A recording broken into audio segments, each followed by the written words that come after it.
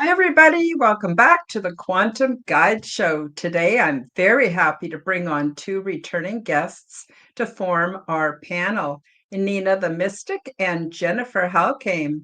For those of you who are not familiar with them, let me tell you a little bit about them. Nina was born and raised in Norway, but moved to Canada as a young adult to be with family. While growing up, Nina had several spiritual experiences, including sleep paralysis for the first 42 years of her life, but it disappeared when she left Christianity and started to study the occult. Nina makes YouTube videos and offers private sessions for those who seek spiritual advice and guidance. See her website below for more information. She works as a mystic, but spends a lot of time being a truth seeker, combining all her knowledge to teach and grow with others, which has become a passion for her. Jennifer Halcame is a certified Reiki master, teacher, healer, life coach, and psychic intuitive with over 30 years' experience. She is also dedicated to help others heal and align with their true path. All of the links are featured below in the description. And I'm so happy you could be with us today, checking me out. Subscribe to my channel, leave me a comment, like my videos, and please do share this content with your friends. And I'm happy to announce that you can join my YouTube channel, take advantage of my perks, and help to support my programming. So without further ado, here's Nina the Mystic and Jennifer Halcame. Welcome, ladies. I'm so glad you could make it today. Oh, thank you for having me. Yeah, same here. It's a pleasure to be here again. Oh, I'm just thrilled that you both could make it. So today we're going to talk a bit about motherhood, and it's almost a forgotten word nowadays, and I think it's also very much tied in with the divine feminine. But I want to do full disclosure and start off by saying that I really did not become awakened until my kids were grown up. So what I offer today is hindsight, which they say is 2020, and also ways that I deal with my grown children who have different belief systems, and also my grandchildren. Nina, did you want to add anything else before we get started today? Yeah, I mean, that's the same with me. Like I said, I was 42 years old by the time started to have the time really. Once the kids were teenagers and you started looking at things, and I was on your show a while ago, and we talked about my experiences. So I'm not gonna go into that here, but yeah, I woke up a little bit later, I guess, in life. Got out of the religious dogma and started to question like what is going on here. And so yeah, my kids were already teenagers by the time that I woke up essentially. So which is too bad because I have that hindsight as well. I sure wish I could have done it all over again now. I sure would have Mm-hmm. done a lot of different things. Yeah. So uh, Mm-hmm. Me too. Me too. Jennifer, do you want to tell us a little bit about your position as a mother and how this unfolded for you? Well, by the time I had my first son, I was already on my spiritual path. I guess I Mhm. was about 18, 19 when I first started that. I was just barely 22 when I had my first son. Um, it, it was definitely different than most of the people I knew and the way they were raising their children. Um, but we'll find out going forward with this show whether or not I'm right. But I have a sneaking suspicion that some things really wouldn't have made any difference. Mhm. uh, you know, your kids they pick their own path. They Mhm. choose their own way forward, and it's tricky. It really is, with the outside world always coming in and them having to uh, process mom being different than everybody else that they meet. And why does Mhm. she tell me something different than everybody else? listening. Uh, so yeah, we'll get into that as in this show, and yeah. Awesome, awesome. Now, I also want to say that when my children were young, they were born into a system that of dogma that I was basically brainwashed into believing was the only truth. I actually was a Jehovah Witness for 17 years of my adult life. On the one hand, I don't regret it because it gave structure, and I was troubled, very troubled teen, grew up into being a troubled young adult. And it really provided the structure that my kids needed. But I didn't realize how adversely it affected them in the long run. Fortunately, they actually took a lot less time to deprogram than me. So my son was in middle school and my daughter was in I guess, high school when I stopped going. And then I kind of flipped the script where I sort of believed that my kids were going to go out and do certain things, whether I approved of it or not. And that included things like drinking alcohol, smoking cigarettes, things like that. So, what I actually did, and I feel a bit embarrassed to admit this, but I want to be honest, is I actually I let them experiment at home because I thought it would be a lot safer for them to experiment than at home than to experiment at some party. God knows who would be there. And me understanding how vulnerable you can be when you've been drinking alcohol or smoking weed or God knows what else, right? And so I wanted them to experiment at home to get a feel for what that was actually like. And surprisingly, I think because of that, and neither one of them ended up with addiction issues. My son, he does smoke cigarettes from time to time. And my daughter, she does like to party a bit with alcohol from time to time with with the girls from the office. But basically, I would have to say they did not have to face the addiction issues that I had to face. And of course, I was growing up that we were like literally beaten if we got caught having a cigarette or having alcohol or anything like that. So that is how. And then around that time was also when I was going through my awakening. I started having these paranormal experiences, and I didn't know if I was crazy or whether this was natural. But at the same time, I couldn't do anything about it. So it unfolded as it unfolded. So that's sort of my transition. And Nina, do you want to talk a bit more about your transition, or you guys can take this in any direction you want. There is no wrong way of discussing this. Yeah, so I started, researching some of the things that were happening to me as well, going online. Thank goodness we have the internet by now, and start looking things up and then going down rabbit holes. Like, so I was waking up in a spiritual sense, as maybe Christianity isn't what they said it was, and I was as well, like you, Karen. We're going to church for a while there. I remember my mother-in-law, who was a Christian, sent my boys to a Christian summer camp. And so they came home from summer camp with Jesus in their heart. And so I remember making a conscious decision. So it wasn't a religious experience, but it was a conscious decision. I thought, you know what?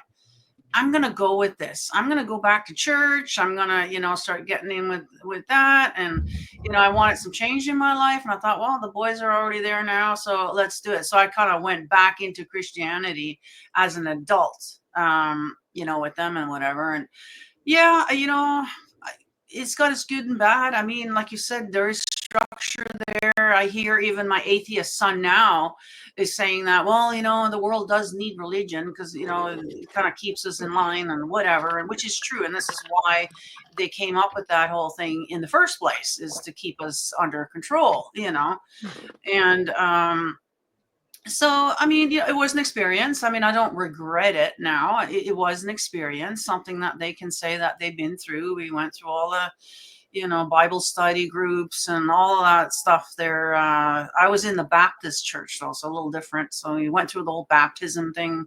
My mom and I got baptized together as an adult. And so, it had its perks, and I don't regret going through the experience.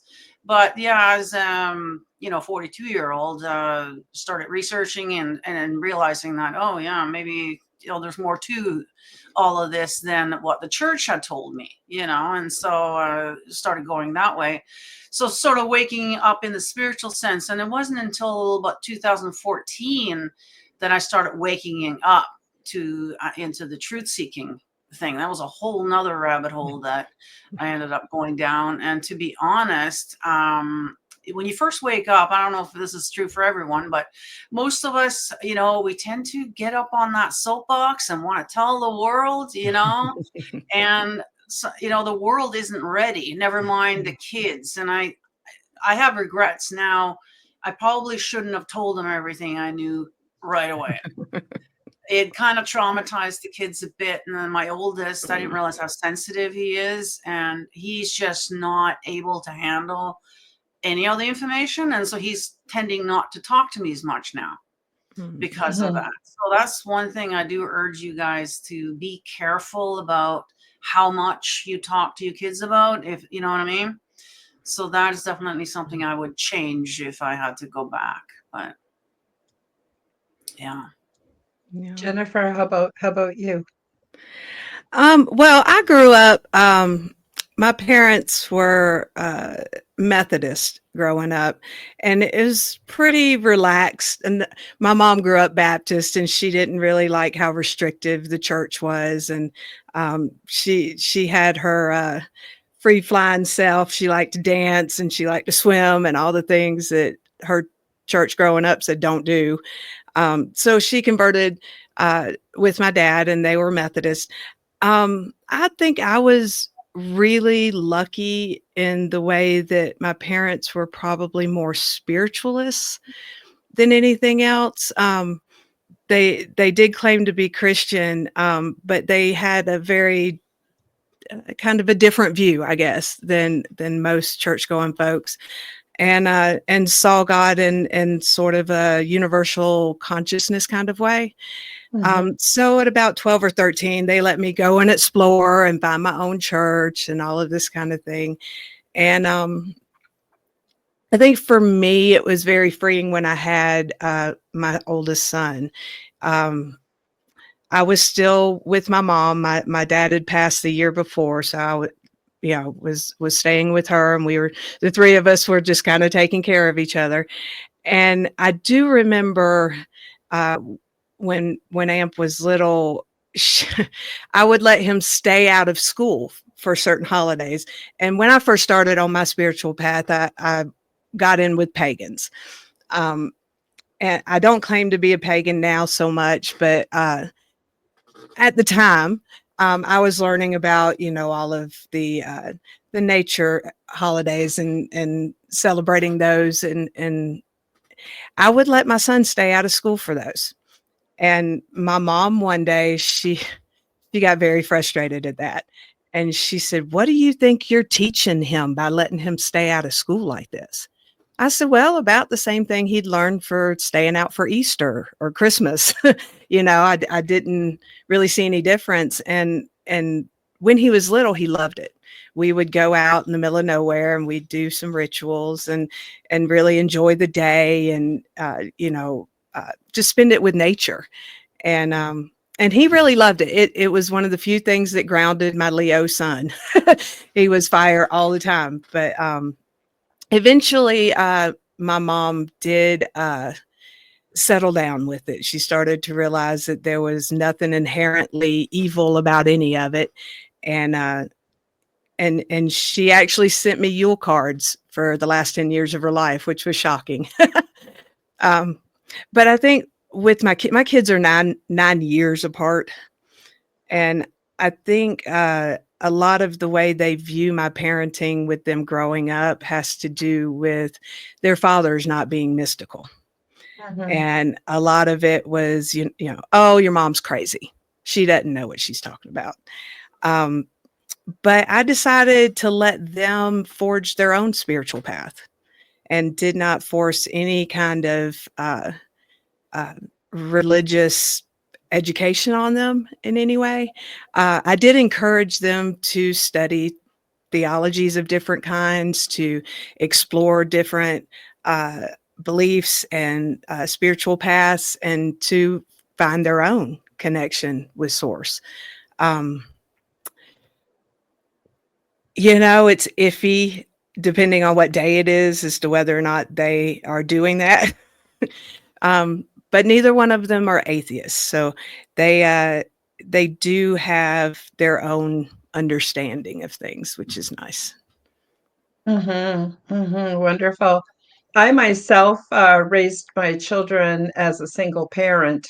Um, um, um, lots of reasons why their dad and I split up, but um, um, I know I don't want to point fingers, but let's just say narcissism was a really big part. That personality, me being an empath, that was what I was attracted to. Mhm. And in some ways, it was a gift to us that he ended up going his own way and finding a new wife. So that was that. So raising them on my own was difficult. And it also, it was a huge transition when I decided.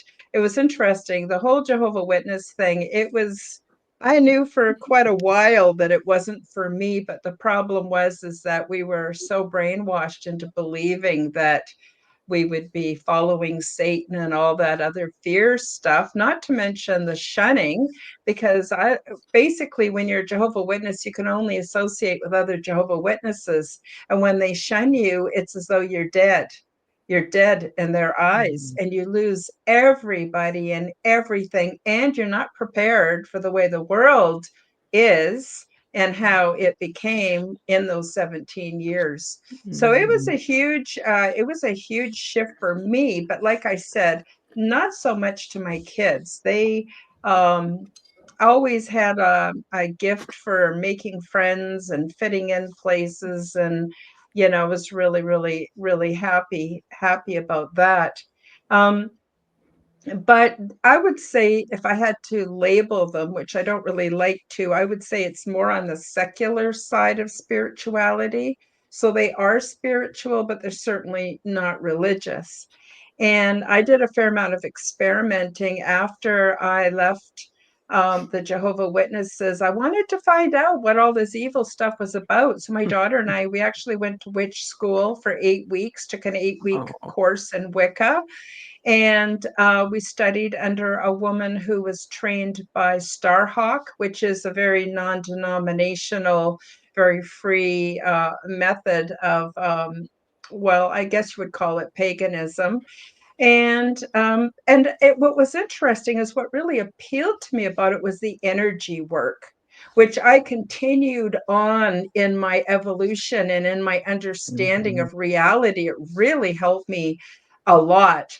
And then I looked into a few other things, but like I said, I was having these paranormal experiences. So I was being taught directly from unseen forces. Mhm. And I just went with it because it was compelling and I didn't know where it would lead. It certainly isolated me socially for a while, but it was my path and I just stuck to it. Eventually, my children grew up and, it was a bit weird for them, I'm sure, for a while, but everybody seemed to make out okay. And I just have to add this. Oh, two people who I love so much and respect so much are my grown children. They are such wonderful human beings.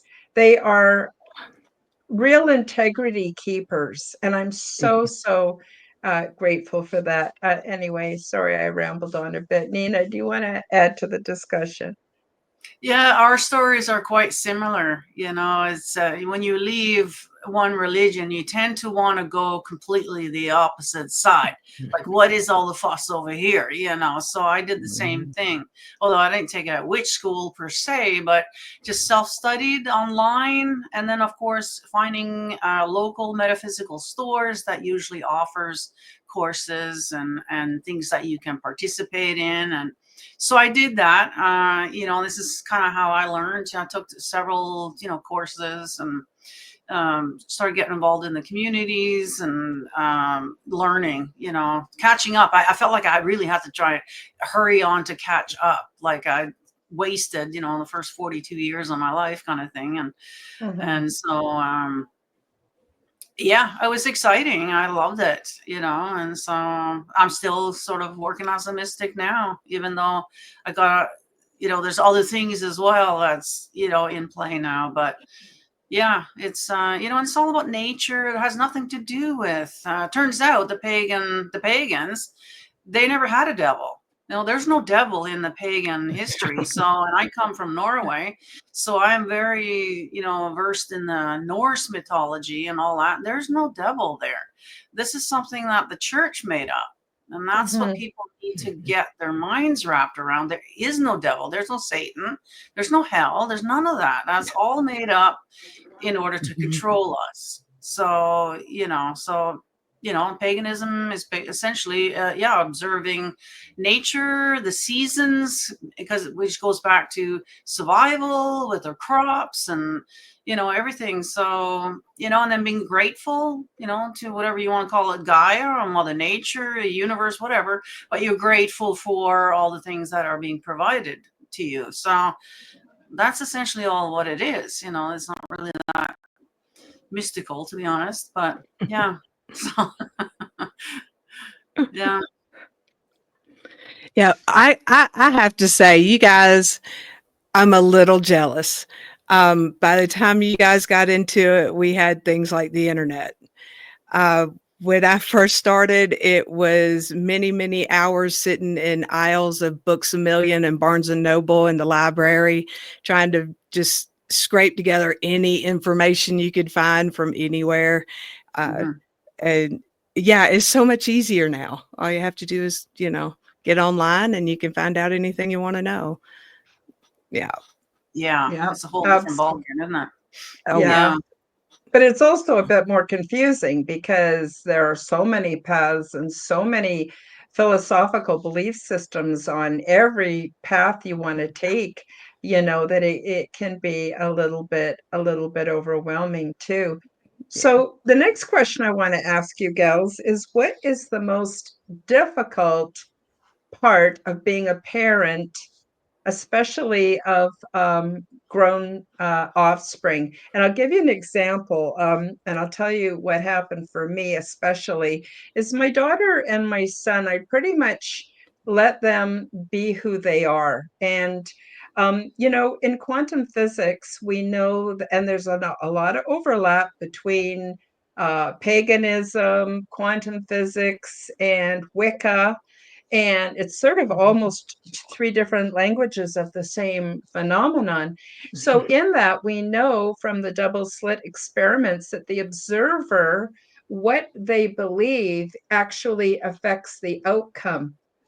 And so when I started learning about quantum physics, I decided that I would see the very best in my grown children, because that would actually help them on their path, rather than me telling them, do this, do that, believe this, believe that. I just saw them as being the best human beings that they could be. But I got to tell you, I'm just going to be really honest with you guys. What really tested me was during 2021, 2022, with the big whoop law, with the sickness that was going around.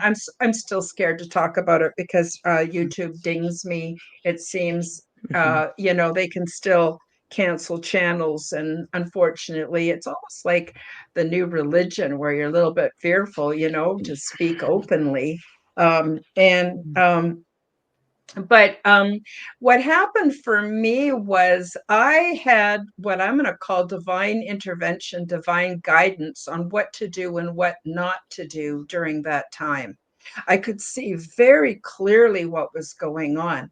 So I have two grown children. One of them completely fell for it, hook, line, and sinker, and the other one didn't, although it was a bit of a struggle for him. And this is when I had my biggest test as a spiritual mother.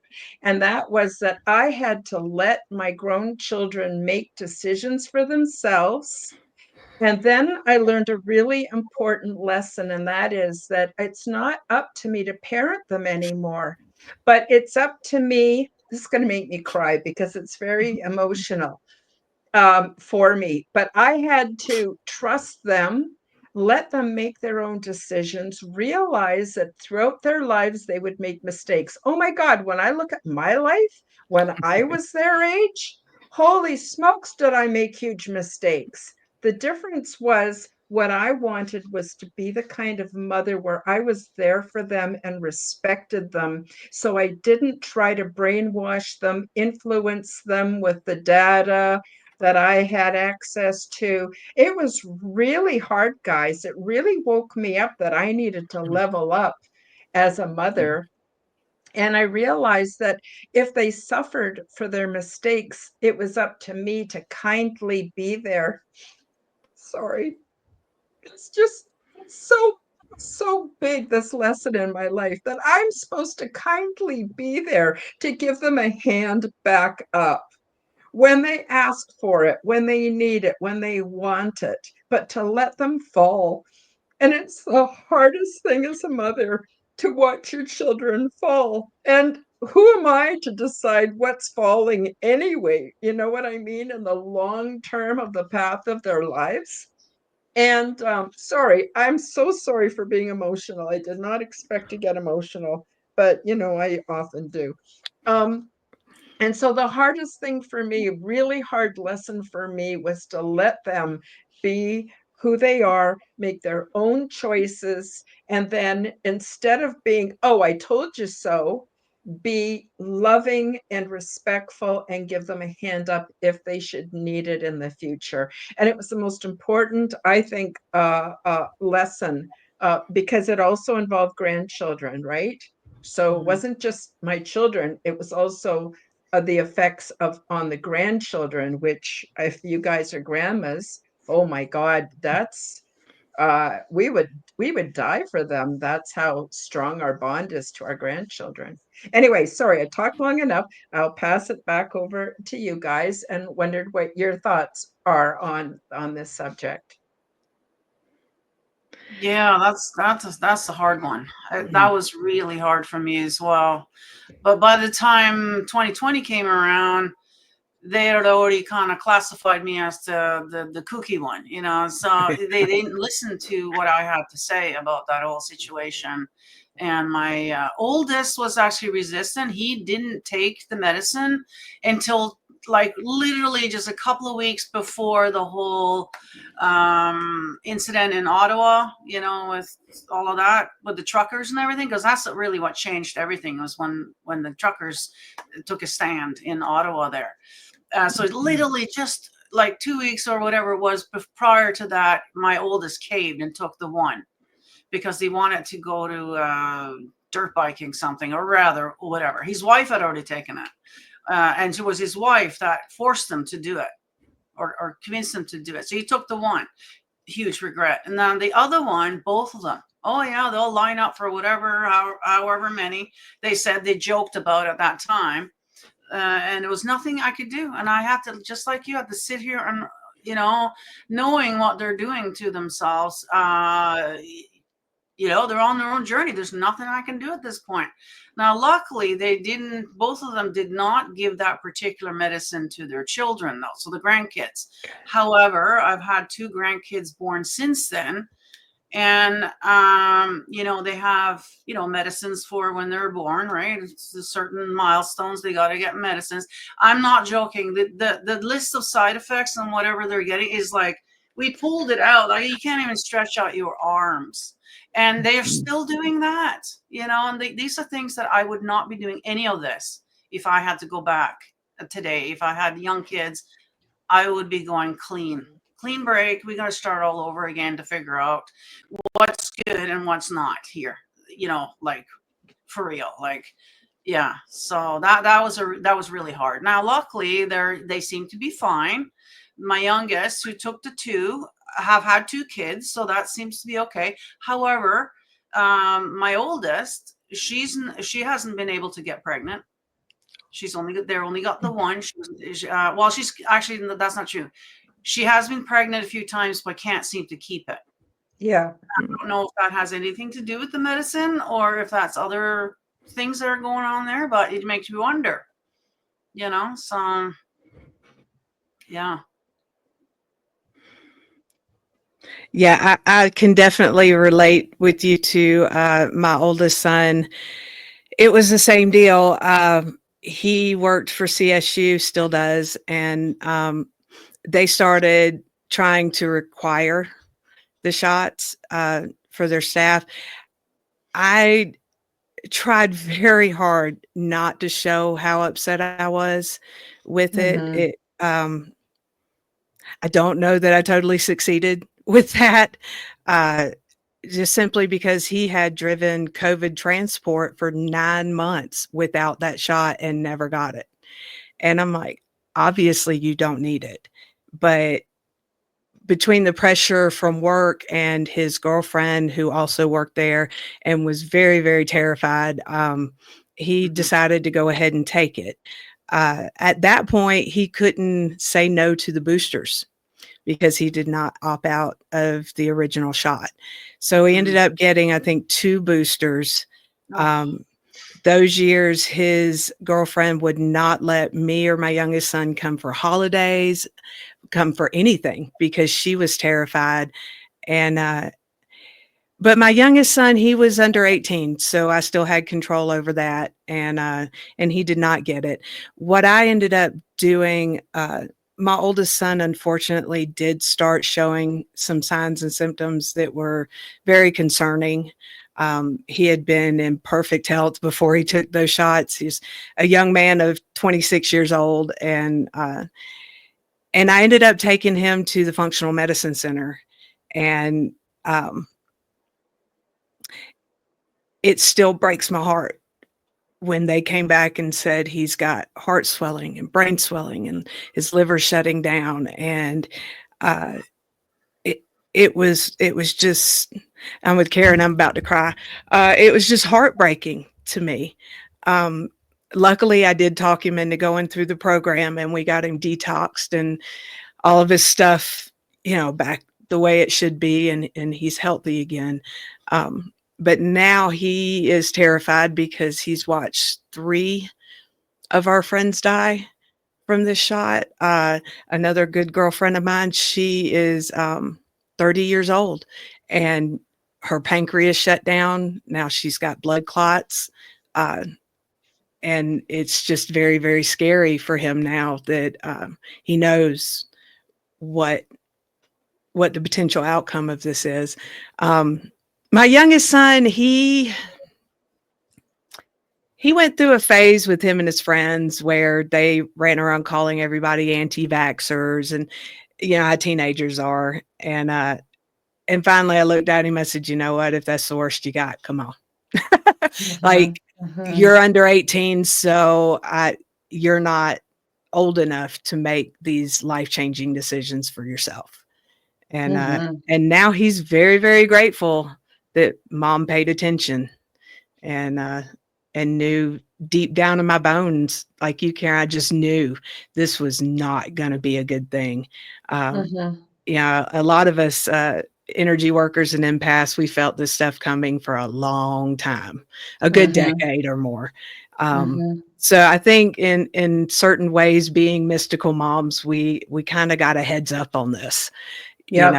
And we're told to just stay away from it.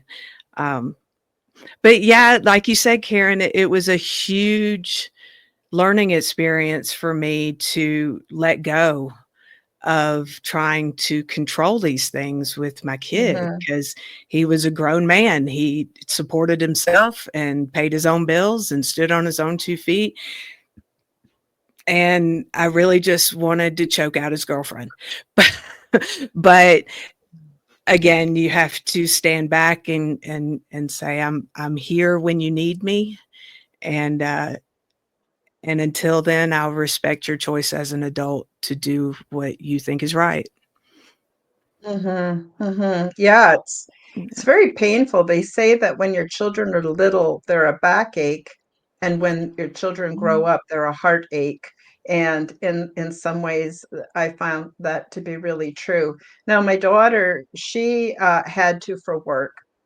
Her job depended on it, Mhm. and plus the culture that she was in was very much for it.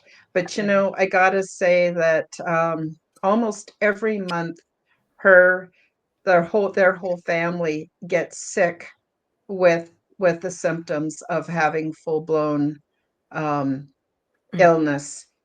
Every month, it's insane. And then 2 weeks of trying to recover. So she's never got enough holiday pay days left. You know, it's a real struggle, and it's really horrible to see them sick all the time. But I have to just keep the faith that they're gonna be okay.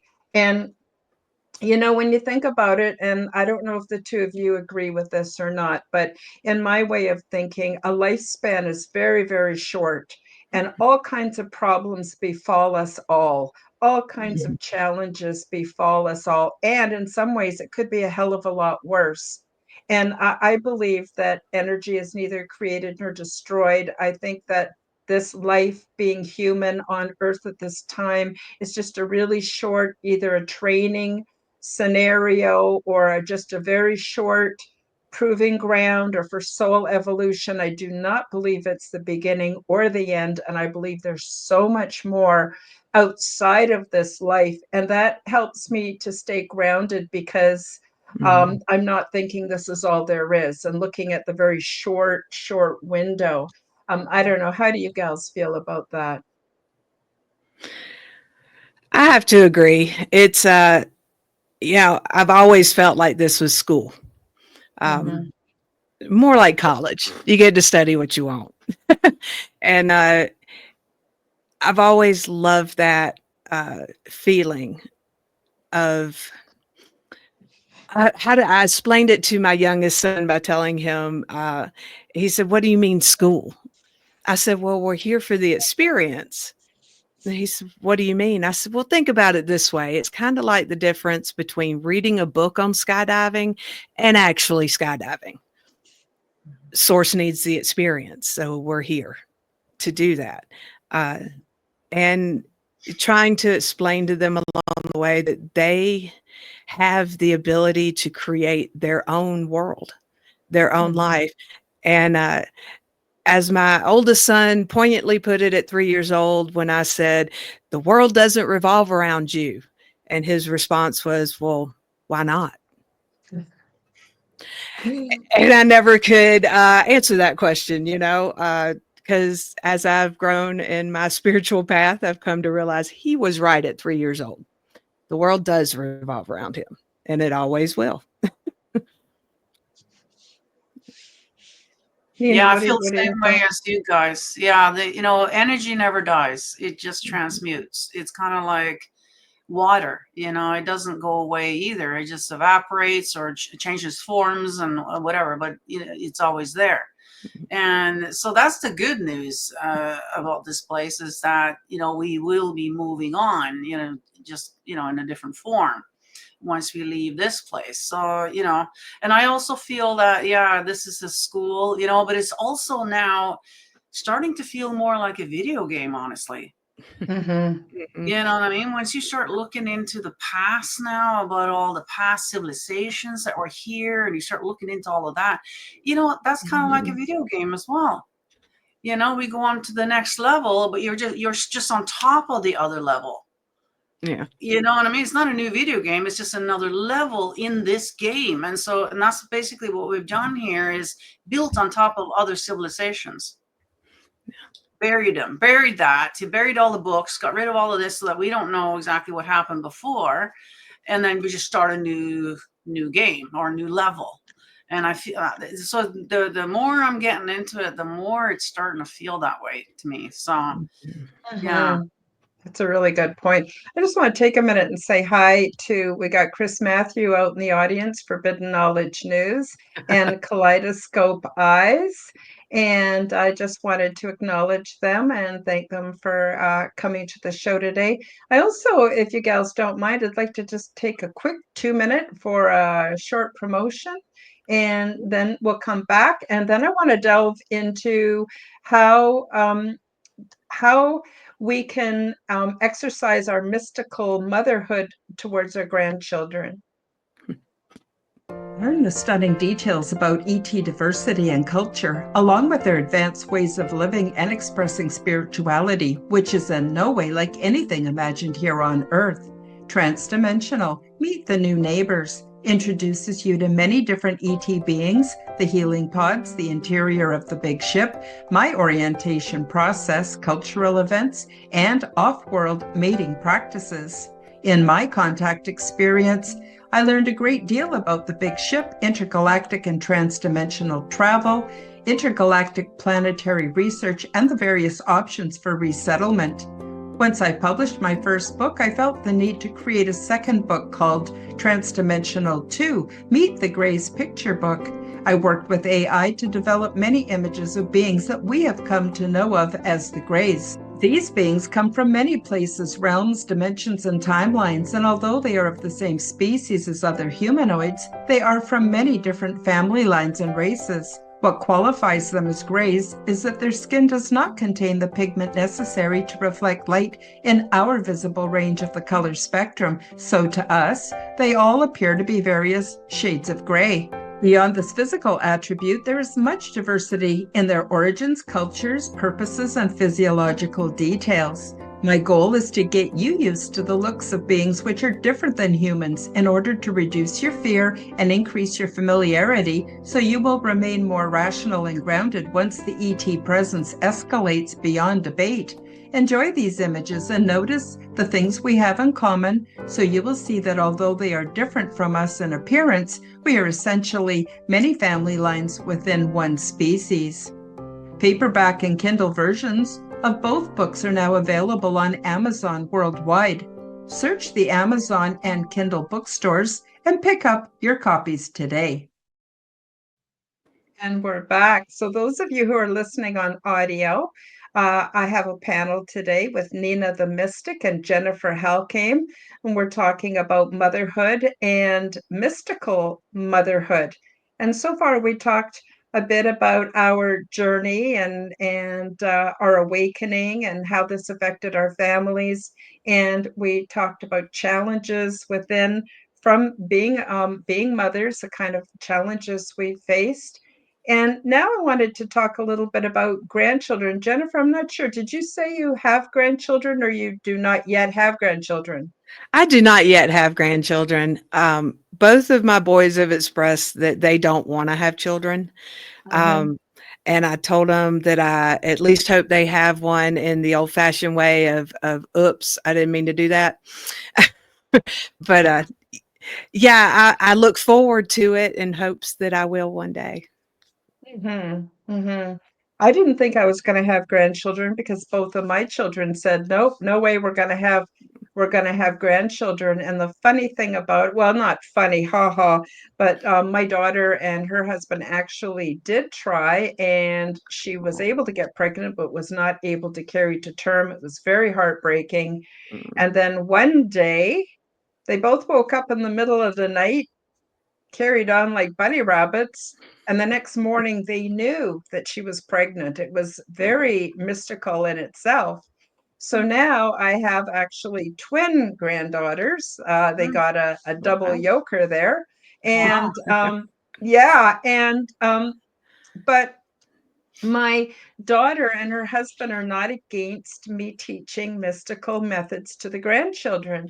So when I was Yay. there, yes, when I was there in Yay. March, I taught them how to channel energy and how to play with energy between their hands.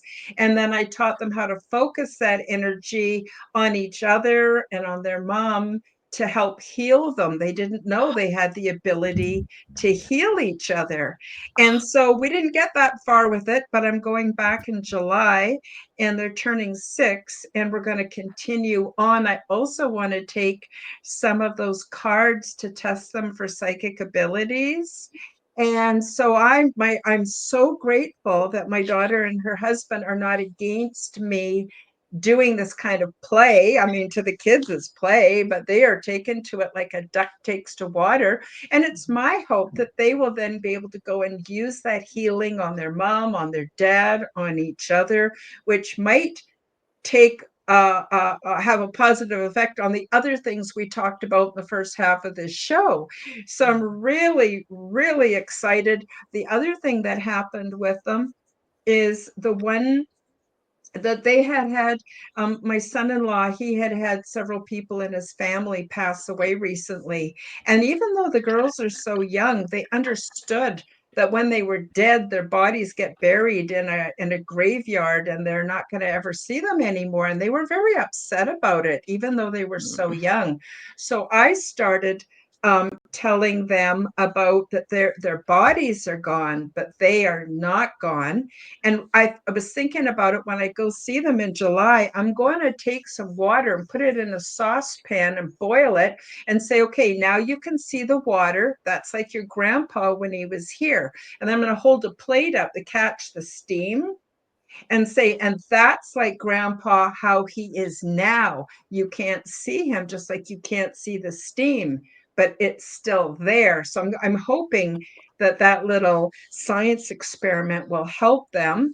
And so the other thing is they're a little bit worried because they know that I'm there. They call me Ning Ning. I don't know why. That's just what the name they gave me when they were 1 year old. They're aware that their Ning Ning is old, and they know that that means Ning Ning won't be here forever, right?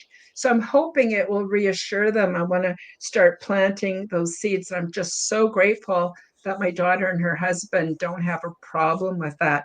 So that's how I'm exercising my mystical motherhood, basically with my grown children, by accepting them the way they are and by letting them be all that they can be and seeing a positive outcome for them. And then with the grandchildren, actually teaching them mystical talents, which I'm very excited about. I don't know. Are you able to do anything like that, Nina, with your grandchildren, or how's that going?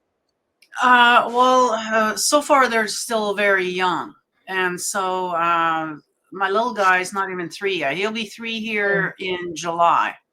But he's very, very quiet. Like he doesn't seem to want to communicate very much. And I'm wondering now if, because we talked about the medicines that they were given, I, I don't want to put it out there, but he seems like he might be on the spectrum of something here. Like he just doesn't communicate. He doesn't answer you when you talk to him. He doesn't.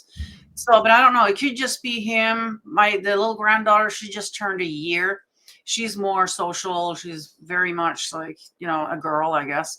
So I am kind of hoping to, as they get a little bit older here, to, start teaching them. And the water thing is perfect. You know, how the water transmute into different things. It could be frozen, it could be liquid, it could be steam, but it's all still water, and it's, and to think that we're actually, the water that we're drinking today is the same water that was here thousands of years ago. It just, you know what I mean? Like it's and it holds memory. So the great thing about water. So I can't wait to start teaching them stuff like that. And I know they'll be into it. My youngest he says he's an atheist, although he kind of agrees that, humanity needs some sort of kind of religion. And so I'm trying to explain to him that while their plan is to eradicate all religions that we have today, and then they're going to be ushering in a new one world religion, which I agree. I mean, I do agree that, most people do need some sort of spiritual sanctuary or something, we do need that, as a species. I do think that it's going to help everyone. So, but it's just that whole Jesus narrative and whatever, that's, and the whole hell concept and scaring people into believing something, I shouldn't say that, but a lot of people who are into the religion aren't really all that religious. They're just scared. That's all. That's the only reason why they're going along with it, because they think they're going to go to hell or something. So once you take that out of the equation, and hopefully they'll start waking up to more spiritual stuff. And I hope that they make this, whatever this religion thing is, more spiritually based rather than some kind of religious base, you know. And speaking, I was going to talk about the Pope. The Pope just passed away, as you all know, right on Easter, which I thought was kind of funny. As you know, what are the odds of that happening? But he had changed his tune here lately. I don't know if you've noticed it over the last few years. He's now all of a sudden they're including gays. Now all of a sudden it's okay to do this. And so you know, they're already kind of changing their tune as they can see that people aren't really going along with this anymore. So the Catholic Church was already changing into something different anyways. And so it won't be a big stretch, I don't think, to usher this in, which was the plan all along. So yeah. Jennifer, what are your thoughts? I think that teaching our grandchildren this stuff will be a lot easier than teaching our children this stuff, because children, something inside of them tells them to buck all boundaries, and that's important for growth, that they do test the boundaries and they do push. But inherently, they think their parents don't know anything, like our brains leaked out of our ears when they were born.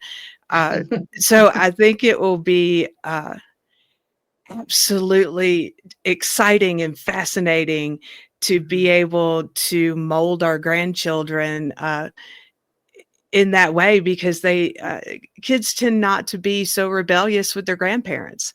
They tend to respect them more and listen to what they say more.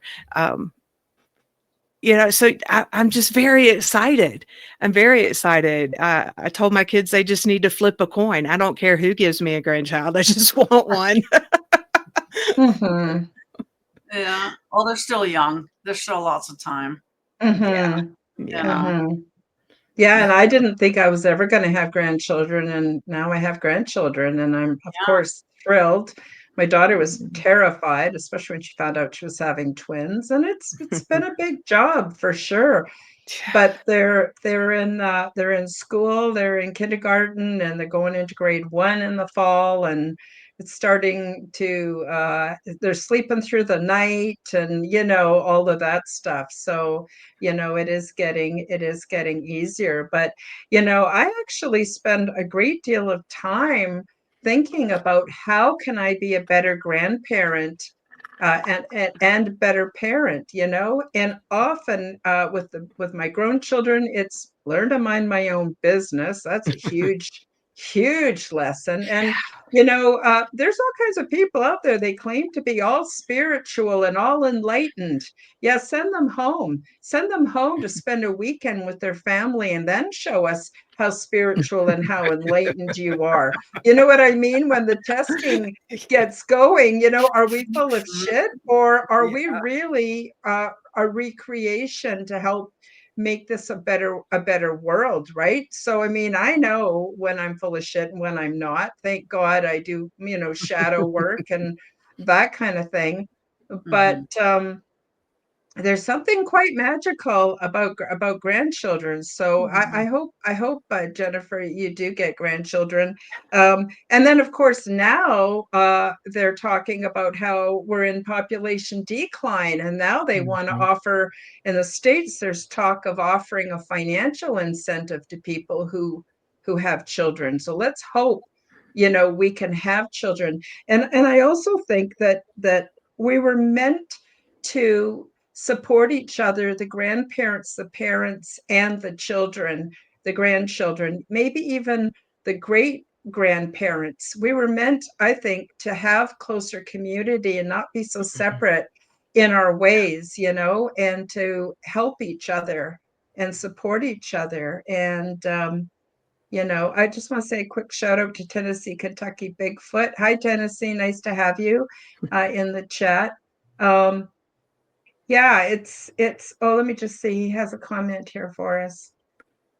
He says, we have been under the puppet players a long time. I feel Trump is real player. People are over the fake leaders.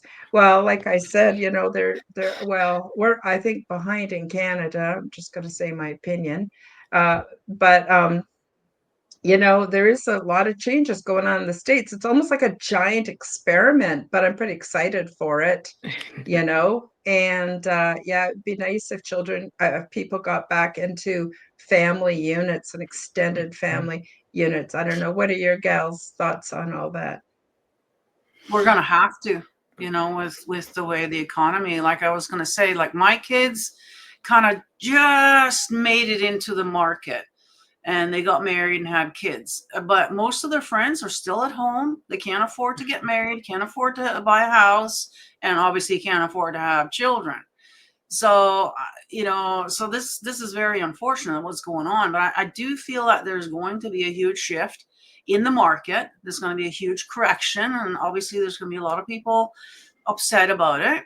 Because that $1 million house that you bought now gets valued at 200,000, where it should be. Yeah. So I don't know how it's all going to pan out, but I feel that there is going to be a huge correction. Things are going to start going back to normal, where a man is able to actually get married, have a wife that stays at home and takes care of the children. No more of this daycare thing. Like, that's a whole nother show we could do. The daycare is like it's horrible of what's going on. And I see all these subsidized daycares everywhere. Nobody's raising their own children. They barely see them, and what's going on. So I do believe that we're kind of gonna be going back to more old-fashioned ways of doing things. Family units are going to be a lot stronger again. It's going to be in again to have a family, and be able to afford it. And I think a lot of guys, probably your sons too, are probably in the back of their mind. It's not so much that they don't want kids, is that they think that they can't afford it, or it's, what I mean? So if they have, a future in front of them where they can have all these, I'm pretty sure they're going to want it, so yeah. Yeah. Jennifer, do you have any thoughts? I definitely agree. I tell my kids the way I see all this going down, this current situation in the world. They say I'm a bit of an optimist. I tell them that, yay. I'm glad I am. But I feel like this is a leveling up. So in order to create something new, which we all know we need to do because this current system doesn't work for anyone other than a very small amount of people on the planet, did you have to go through the destruction period where things are blown up and wiped away. So instead of encouraging them to be outraged about the things that are happening, I encourage them to put their energy towards what's next. What kind of world do you want to build? Because it is their generation that's going to do it. And to me, it's an exciting time. To them, it's a very scary time because they don't know what's coming. And I told them, I said, look, there's going to come a point in the in-between. The point in which the destruction is done and the new agenda has not been enacted. And at that point, which is coming very soon, sooner than we think it is, at that point, it's going to be optimal time to hijack the agenda for the rest of us. And they're going to need to be prepared and think about what it is they want in the future and how it is they want their world to look. And I think it's getting them excited. I see this as being very privileged to be alive at this time, to witness all of this amazingness. And I know it looks scary to most people. The systems they're used to depending on are going away. But I agree. I think the time is coming when family is going to be more important than ever. Even if it's not your birth family, think Karen and I don't know about Nina, but we didn't really care for the family we were born into for various reasons. And, but we managed to just make our own. And I think those are just as important as blood ties as the family you choose. Mhm. And that it is important that kids are raised in a big family, you know, a generational family. My kids didn't get to do that, and I think that it would have benefited them tremendously to have had that type of wisdom and security around them. But hoping to change that going forward in our family. So, yeah. But I feel like I need to say, for any of the parents out there that are worried that their kids won't be able to stand up in this world as it is and find their path forward, that as long as you raise kids with good hearts, that's what the world needs. Mhm. They need lots of varying opinions and lots of skills and lots of different, but the one thing that the world needs now are big-hearted people with lots of kindness and compassion and understanding. And I'm very happy that I raised 2 boys that are. That's wonderful, really wonderful. Well, we're actually out of time, but I want to give you each a few minutes for any closing thoughts, last minute things you want to add. And please tell people where they can find you. So remember, this is also going to be going out on an audio podcast. So it's good to actually say the link address where people can find you. And Nina, do you want to start us off with that? Yeah, you can find me pretty much on every platform. YouTube is now Nina the Mystic Truther. I'm kind of combining content over there, the mystic stuff as well as the truth seeking stuff. I know it's not the way to do YouTube, but hey, it's my YouTube channel. I can do whatever I want. But so there's that. And then, which today, it's hump day. It's Wednesday. So I go live every Wednesday at 6 o'clock Pacific time zone with my pick a card. So it's a free message from Spirit. And then I also go live on Sundays at 6 o'clock Pacific time zone. And I also go live over on YouTube, and then I'll cross post it over to Odysee, which we have to do manually now. It used to be just automatic, but Mhm. we gotta manually upload it there. But that is my backup channel over on Odysee, which is Nina the Mystic. So you can find old shows, new shows, everything is over there on Odysee. But yeah, you got a lot of my links down below there. So, you know, or Mhm. you can email me if you want more information. And yeah, can't wait to hear from you guys.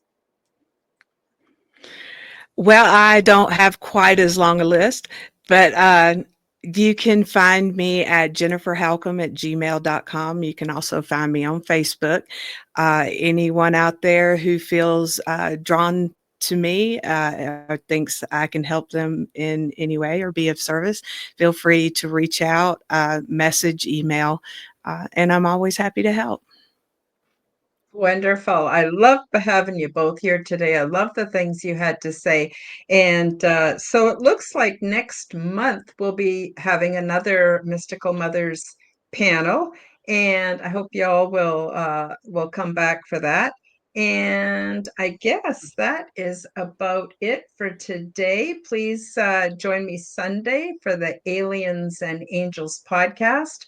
We're going to have a live Q&A, and I'm finished reading my book to everybody on that show, and then we're just going to have a bit of a conclusion by discussing the material a bit on Sunday, and that is at 11 a.m. Pacific, noon Mountain Time, 2 p.m. Eastern Time. So I hope y'all come back for that. And I guess that's it for everybody. Sending much love and best wishes out to everybody. And we'll see you next time on the Quantum Guide Show. Bye-bye, everybody.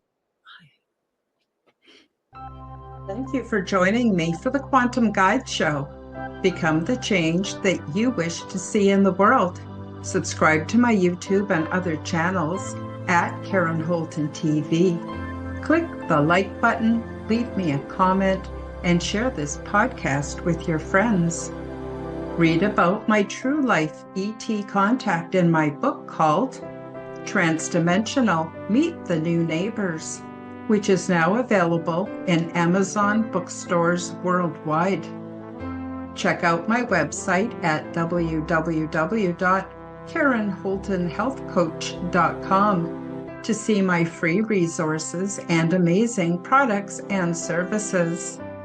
All the links will be in the description below.